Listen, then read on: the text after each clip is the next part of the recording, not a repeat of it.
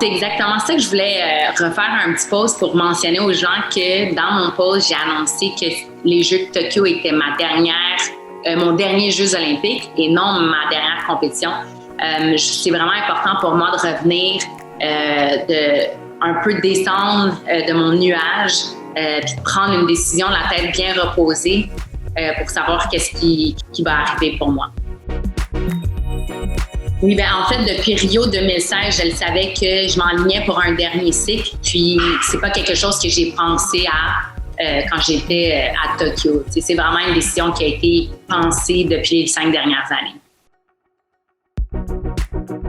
Les Jeux olympiques, avec la pandémie en plus, je pense que c'est encore plus d'émotion parce que non seulement on a travaillé tellement fort pour y arriver, la veille de la cérémonie d'ouverture, dans les médias, ils ont dit les Jeux olympiques peuvent toujours être cancellés à minuit moyenne. Tu sais, il y a tellement plein d'affaires qui se passent. Puis nous, on est là à Tokyo, puis on se fait dire ça, puis on est comme, hey, pour de vrai, là, est-ce que vous pouvez juste nous laisser en paix comme avec ça, comme pas maintenir ça jusqu'à la dernière minute, tu sais.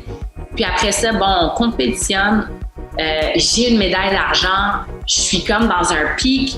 Tu sais, je viens de passer d'un ça se peut que ça soit encore cancellé, puis de genre, oh my God, j'ai ma médaille d'argent.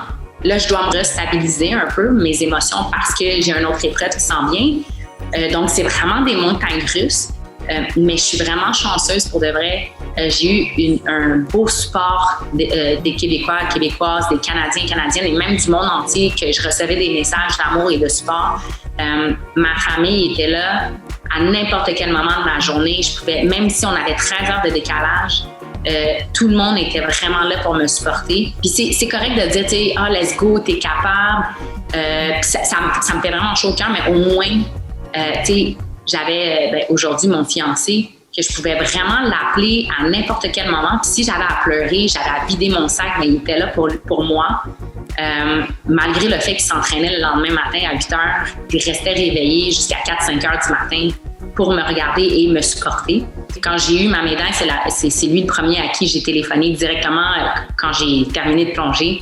Je pleurais déjà, tu sais. Puis aussi, j'avais beaucoup de support parce qu'il y a 1 an et demi, en fait, quand on a pu reprendre en juin dernier, après les 3 mois qu'on a été mis en lockdown un peu, le Québec, j'ai fait affaire avec quelqu'un, un préparateur sportif. Ben, c'est une femme, donc je sais pas si ça se dit préparateuse pour justement m'assurer que ça allait bien mentalement, puis que j'allais pouvoir tout donner jusqu'à la fin. Elle était là au jeu. Elle m'a supportée durant tout mon enlignement pour les Jeux olympiques, puis elle était sur place aussi, donc je me suis vraiment bien équipée pour m'assurer que ça allait bien de ce côté-là. Quand on est aux Jeux olympiques, c'est vraiment une bulle olympique. C'est pas pour rien qu'on appelle ça la bulle olympique parce qu'on est là, on vit dans un village, on a nos sites d'entraînement à nous. Tout le monde tourne alentour de ça. Puis c'est de voir aussi d'autres athlètes qui vivent la même chose. On se pense souvent seul, mais on est tous ensemble dans ça. Donc, pour moi, ce que je retiens, c'est vraiment l'acharnement, comment les athlètes travaillent fort pour atteindre cet objectif-là qui est de devenir un Olympien ou médaillé olympique. J'ai beaucoup appris de mes anciens partenaires ou partenaires qui ont pris leur retraite. J'ai beaucoup analysé leur situation, puis comment un peu le faire. C'est certain que c'est un peu se chercher en tant que non-athlète, puis se trouver dans tout ça. Donc, j'ai vraiment pris la décision avec mon fiancé de prendre le temps pour moi. Prendre le temps de vraiment voir ce qui me suit offert. Prendre le temps de vraiment voir ce qui me plaît en dehors de la piscine. Puis, de passer du temps avec ma famille. Ça fait 25 ans que je plonge, ça fait 25 ans que je suis toujours partie. J'ai mon frère, mes parents, mon neveu, ma nièce. Prendre le temps de vraiment les chérir sans avoir un stress de « faut qu'on se voit en fin de semaine parce que la semaine d'après, je pars pour 3 semaines ». Donc, pour moi, c'est vraiment ça que je veux faire pour le moment. Puis après ça, je vais voir qu'est-ce que la vie me réserve.